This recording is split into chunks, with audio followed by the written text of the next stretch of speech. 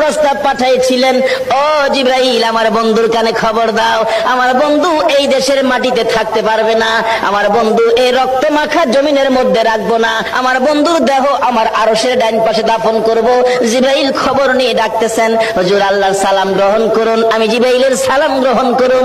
আল্লাহর নবী গো, আপনার দেহ মুবারক আল্লাহর আরশের ডাইন পাশে দাফন হবে, আপনি খুশির সহিত কবুল করুন।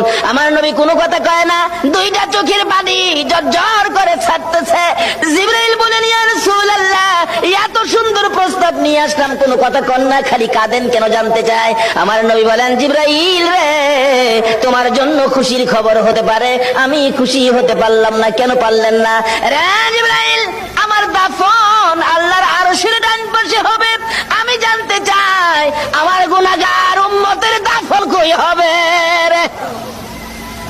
জিবরাইল বলেন, আপনার উম্মতের দাফন এই জমিনের মধ্যে হবে। আমার নবীর কান্না আরো বেড়ে গেছে। জিবরাইল, না না, সইতে পারি না, আমি আরশে থাকবো আর আমার উম্মতেরা এই জমিনে থাকবে, আমার মন মানে না, প্রস্তাব আমি রাখবো না, আমার পক্ষ থেকে একটা প্রস্তাব আমার প্রভুর দরবারে তুলে ধরো। জিবরাইল রে, আমার গুনাহগার এতিম উম্মতেরা যেই জমিনে থাকবে, আমি নবী আরশে যাব না রে, আমি আমার গুনাহগার উম্মতের পাশে সেই জমিনের মধ্যে শুয়ে থাকবো। আরে দয়ালো নবী, প্রেমের ছবি আর আসবে না জগতে, আমার দয়ালো নবী, প্রেমের ছবি আর আসবে না।